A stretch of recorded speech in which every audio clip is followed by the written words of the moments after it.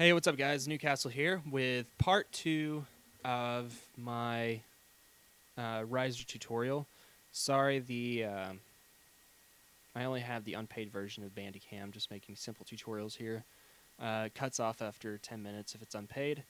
Okay, so I'm going to start from where I was last time, which was trying to figure out why this isn't working.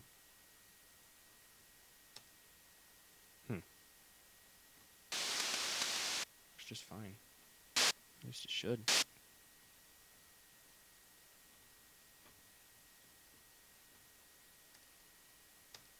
It's weird.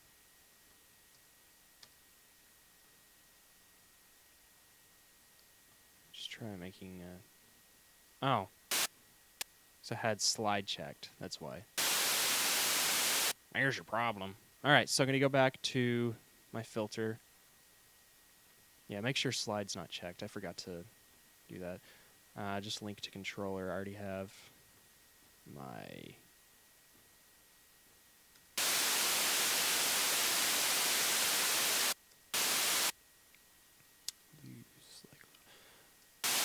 Okay, well, anyway, while I'm trying to figure out how to get this to work, I'm basically going to explain another couple things. For one, you want... That's why. You want your riser to...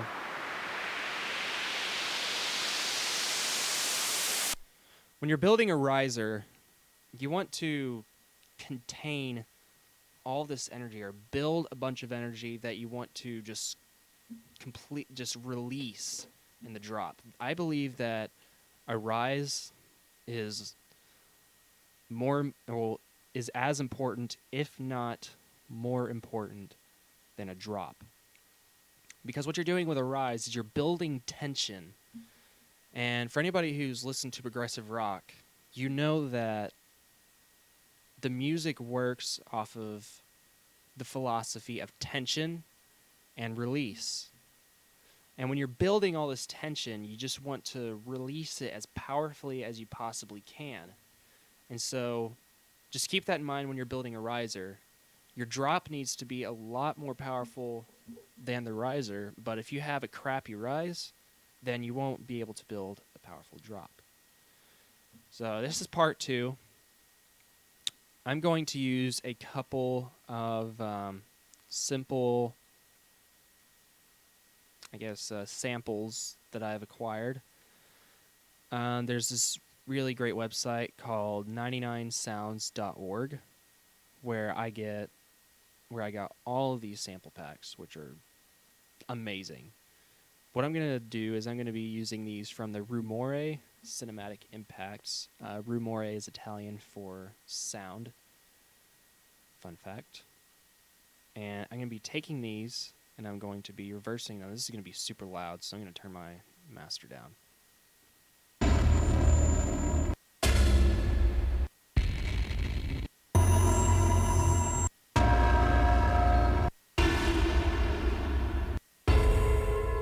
So, pretty interesting sounds. That one's my favorite.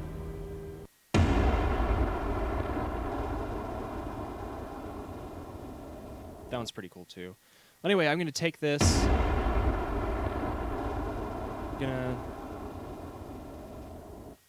cut it down to size. Of course, sign a free mixer track. Turn it down a little bit. Turn my master back up. I just didn't want my ears to bleed. Alright, and take this. What I'm going to do is I'm going to reverse it. And first thing I did wrong was, of course, cut it from the wrong end. Okay. I'm going to take this, of course, low cut. It's the first thing you always want to do. You want, with your riser and especially your sweep, you want to do a low cut because you want to contain your bass in the drop. You don't want your rise to have a lot of bass in it, because when the bass comes in, you want it to be as powerful as possible. And if you know anything about human psychology, is that humans are more what's the word I'm looking for? Or more responsive to change than anything else. So if it changes all of a sudden on the flip of a switch from no bass to a lot of bass, then we're a lot more responsive to that.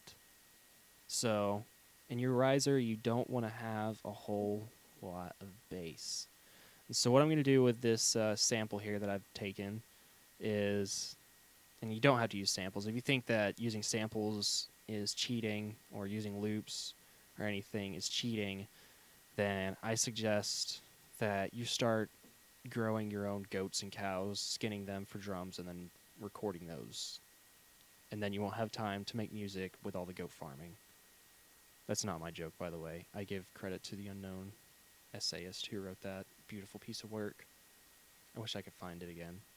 So anyway, yeah, just no bass in your riser, please. And it'll be a lot more powerful. So let's take a listen to what I have so far now.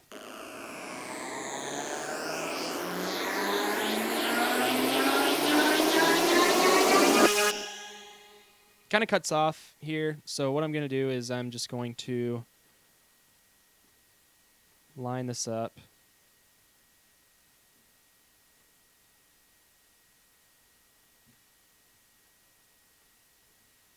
And maybe just like a hair more. There we go. Looks good. And then I'm just going to cut that real quick.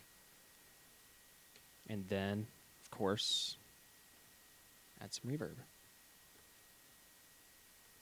What is life without reverb? You could go 20 seconds, make it sound like it was recorded in the deepest cave, or you can just go like 1.5 seconds like a normal human would.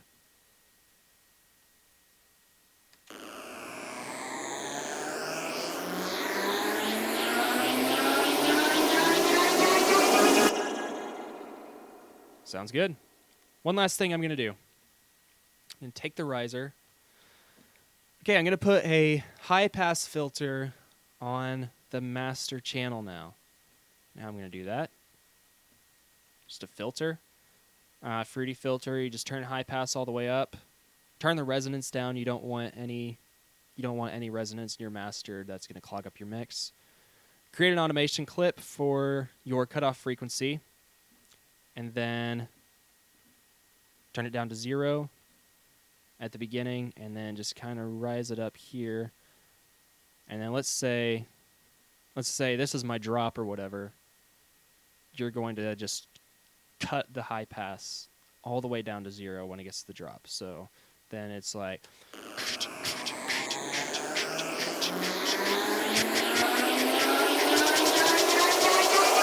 everybody jump.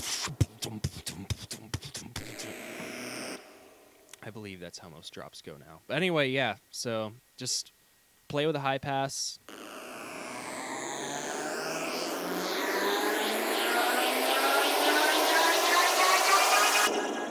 Something like that.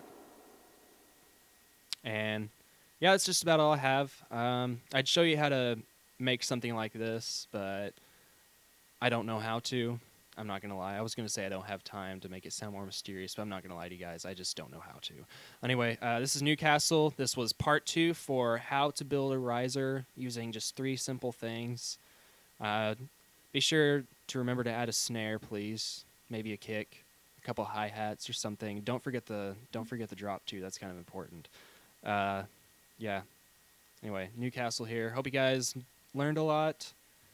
Thank you for tuning in. If you have any questions whatsoever, don't hesitate to message me on YouTube or find me on Facebook if you can. I'm literally the only Zeke Hickson on Facebook, so yeah, you have no excuse if you can't find me.